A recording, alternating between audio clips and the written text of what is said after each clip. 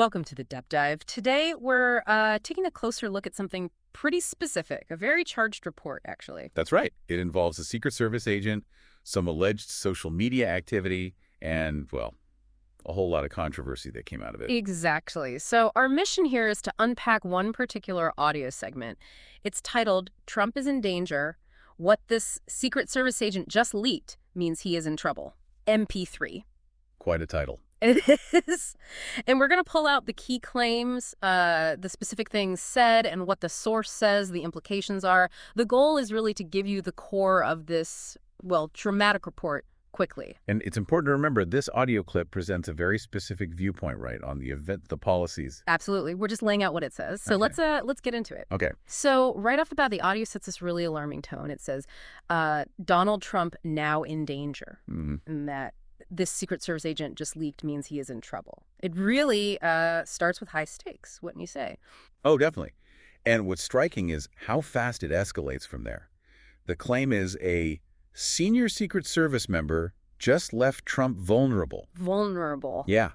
And the immediate call that she should be fired right away. Wow, okay. So no ambiguity there. None at all. The urgency, the severity that's really central to how this source frames the whole thing. And it goes further, doesn't it? It says this alleged action, quote, should be considered a top threat to President Trump. Right. And then it draws that parallel. Yeah, the comparison to celebrities that threatened to blow up the White House, namely Madonna, which is quite the comparison. It certainly aims to establish a high level of perceived danger. So what exactly was this post? What did the agent allegedly say that sparked all this? Well, the audio points to a specific incident back in October.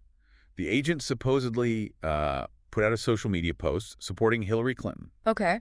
And this was apparently picked up by a site called World Bailey, which, often covers political commentary. Right. So that's the context. What about the post itself? The source provides a direct quote. It does. And here's what the audio reports she allegedly wrote. As a public servant for nearly 23 years, I struggle not to violate the Hatch Act, so I keep quiet and skirt the median. Okay, so she's referencing the Hatch Act right away. Exactly, she continues. Mhm. To do otherwise can be a criminal offense for those in my position, despite the fact that I am expected to take a bullet for both sides. Both sides. Interesting phrasing. Yeah. Then it goes on. But this world has changed, and I have changed, and I would take jail time over a bullet or an endorsement. Okay, jail time over a bullet. That sounds like the core of it. Seems to be. She finishes, for what I believe to be a disaster to this country and the strong and amazing women and minorities who reside here, Hatch Act be damned, I am with her. Hatch Act be damned, I am with her. Wow. That's Yeah. pretty explicit, if accurate. And the audio jumps right on that interpretation. It states the officer sided with Hillary Clinton and said that she refuses to take a bullet for Donald Trump and that she would prefer jail time.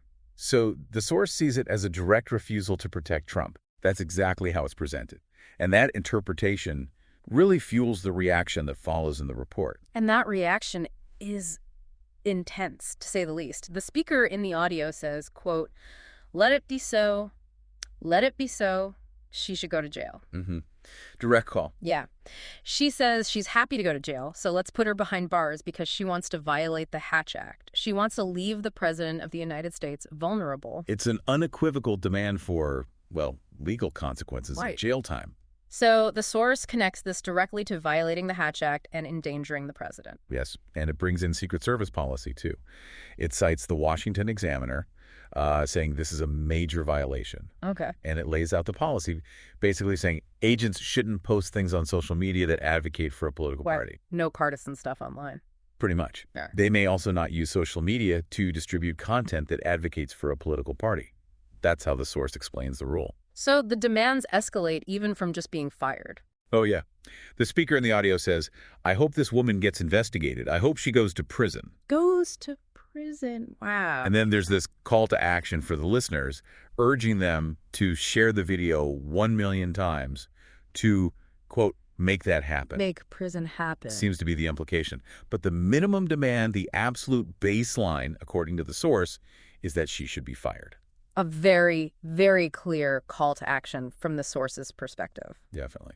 But the audio does also include a bit about the agent's side, or at least what was reported about it. Okay. What does it say there? It mentions she immediately took down the post, though the speaker quickly adds, Good thing it was screen captured. Implying it still counts, even if deleted. Right. And then it notes her reported reason. She said her reaction was emotional because she had suffered from sexual assault. Ah, okay. So a personal context offered. Yes, but the source also notes she was able to continue her duties despite this. And how does the source react to that justification, the emotional reaction due to past trauma? With a very strong dismissal. The audio states, that does not negate or does not justify your ability to do your job or attack Donald Trump because of something that happened to you years ago. So completely rejecting that as a valid reason for the alleged post. Exactly. It draws a hard line between personal history and professional duty. And it reinforces that idea of duty. Very explicitly, the audio concludes that point by saying, Donald Trump is not the man who did it to you. He's your commander-in-chief, and you will listen to him. You will obey his orders. Wow. That's a very stark framing of duty and obedience. Leaves absolutely no room for nuance from the source's perspective. Duty above all else, essentially. So as the main argument wraps up in the audio, it then shifts, right, towards the listeners. It does. It makes a direct appeal. You possess the power to impact the global narrative. Please share this report. A clear call for amplification. Yes, and also a request to become an X News subscriber. So building his own platform, too. Interesting. And then there's that slightly unusual ending.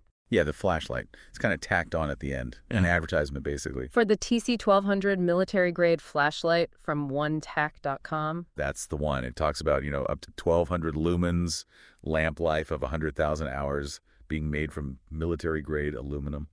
Huh. After all that high-stakes political drama, a flashlight ad. It is a bit jarring, isn't it? But maybe you could argue it subtly ties back into the theme of, danger and needing to be prepared that the source pushed earlier. Possibly. A tool for personal security after a story about presidential security. Interesting connection. Could be. Or just an ad placement. Right. So wrapping this up, we've just walked through this audio source. It paints a really dramatic picture, doesn't it? Allegations against an agent, her supposed post, fierce demands for consequences. Yeah, all framed as this immediate, serious threat to President Trump, as he was then. It's a very sharp, very clear viewpoint, pushing for pretty severe action. It certainly is. The source leaves no doubt about where it stands or what it wants listeners to think and do. No, it's a powerful example of how these kinds of narratives get built and spread, especially using something like an alleged breach of professional duty to really rally an audience. And it brings up those bigger questions, doesn't it, about personal beliefs, professional roles. Absolutely. In this digital age where everything can feel permanent online and people in public service have these complex jobs, where is that line between personal conviction, professional duty, and maybe the public's right to know? Yeah, it's tricky. It really is. And maybe something to think about is what this specific incident, at least as presented by this source, tells us about the pressures on people in these kinds of high-stakes jobs and just how fast these really charged stories can travel now. Definitely something for you, the listener, to chew on.